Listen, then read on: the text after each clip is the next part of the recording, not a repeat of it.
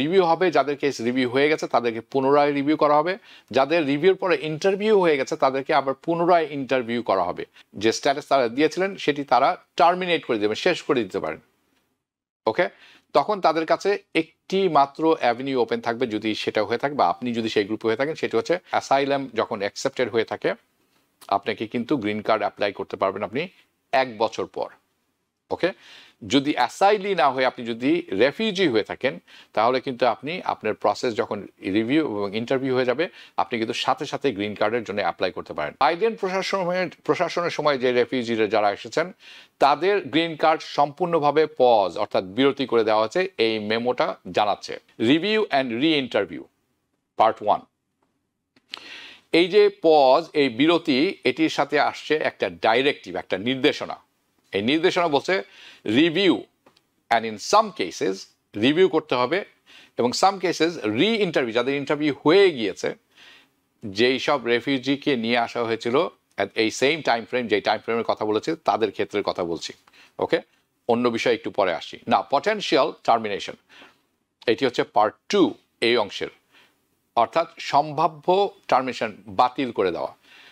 এই যে তারা রিভিউ অ্যান্ড রি ইন্টারভিউ, রিভিউ হবে, যাদের কেস রিভিউ হয়ে গেছে তাদেরকে পুনরায় রিভিউ করা হবে, যাদের রিভিউর পরে ইন্টারভিউ হয়ে গেছে তাদেরকে আবার পুনরায় ইন্টারভিউ করা হবে। কিন্তু এই রিভিউ প্রসেস যখন আবার তারা করবেন, এখানে একটি সম্ভাব্যতা, পসিবিলিটি তারা বলছেন যে terminating an individuals refugee status, অর্থাৎ একজন রেফিউজির যে স্ট্যাটাস তারা দিয়েছিলেন সেটি তারা টার্মিনেট করে দেবেন, শেষ করে দিতে পারেন।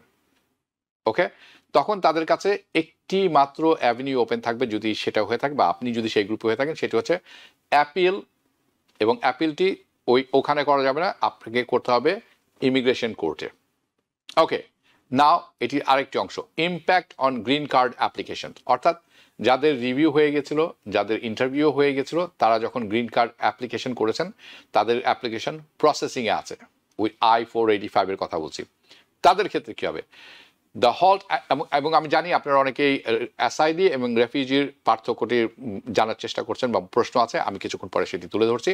আমরা যদি এটি পরবর্তীতে উঠিয়ে আর পরবর্তীতে ওকে ওকে যেটি আমি ব্যাখ্যা করছিলাম সেটি এখন আপনারা অন স্ক্রিনে দেখছেন। Pause on processing, review and reinterview, potential termination.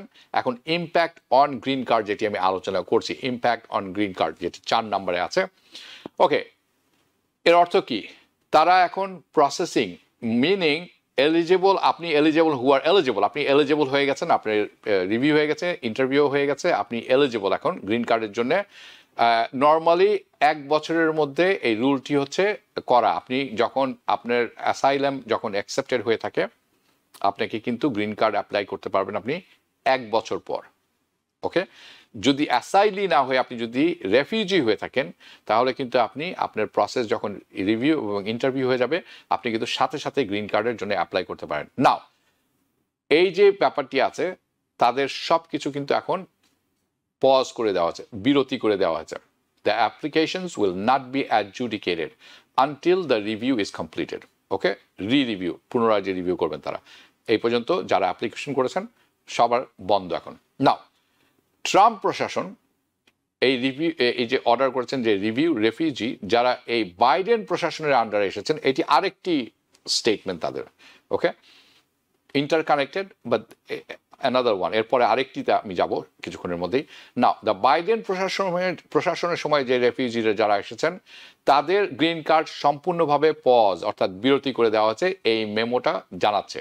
নাও এর বিস্তারিত কিছুক্ষণ পরে আমি আরো পরিষ্কার করে বলছি। ট্রাম্প প্রশাসন ডাইরেকশন দিয়েছেন ইমিগ্রেশন অফিসিয়ালসদের যাতে করে তারা রিভিউ করেন case of refugee under Biden প্রশাসন। ওকে, একটি হলো ডেটের উপরে ভিত্তি করে তারা বলছেন 2021 সাল থেকে 2025 সালের 20 ফেব্রুয়ারি পর্যন্ত। আরেকটি হচ্ছে যত রেফিউজি এসেছেন বাইডেন প্রশাসনের under, former president Biden, Joe Biden, as a part of unprecedented effort, তারা বলছেন যে এটা আইডেন্টিফাই করতেছেন তার পটেনশিয়াল রিজনটা কি কারণে তাদের ডিসকোয়ালিফাই করা হবে এবং তাদেরকে থাকতে দেওয়া হবে। এটা হচ্ছে একটি ইন্টারনাল মেমোতে পাওয়া গেছে এবং যেটি আসলে খুঁজে পেয়েছে সিবিএস। সিবিএস নিউজ, ওকে, তারা দেখিয়েছেন। এই মেমোটি আসলে নভেম্বরের 21 তারিখে ডেট দেওয়া, এবং এটি সাইন করেছেন US citizenship and immigration service director Joseph Edlow. তার সম্প্রতি পোস্ট আমি কিছুক্ষণের মধ্যে তুলে ধরবো। উনি ইনস্ট্রাকশন করেছেন এজেন্সি অফিসিয়ালকে ইনভেস্টিগেট কেস, সব কয়টি কেসে ইনভেস্টিগেশন করতে রেফিউজি যারা ইউনাইটেড স্টেটসে এসেছেন গত 4 বছরের মধ্যে, over a 4 year period. Again ওই টাইমলাইনটা হচ্ছে জানুয়ারি 20 তারিখ 2021 সাল থেকে ফেব্রুয়ারি 20 তারিখ 2025 সাল। দিস ইজ এডলো, তার একটি সম্প্রতি আরেকটি দিয়েছেন পোস্ট, সেটিও আমি আপনাদের সাথে শেয়ার করব। সো এটি অর্থ কি?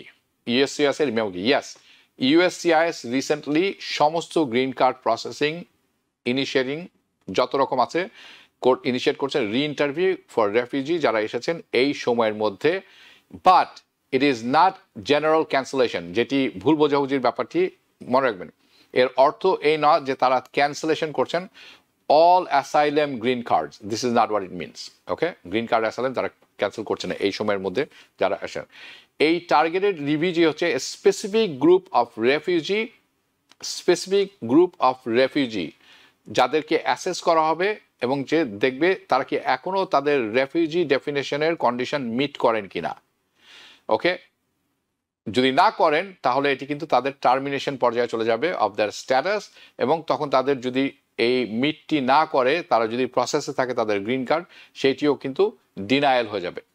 না, আসলে কি হচ্ছে, হোয়াট ইজ হ্যাপেনিং, রাইট?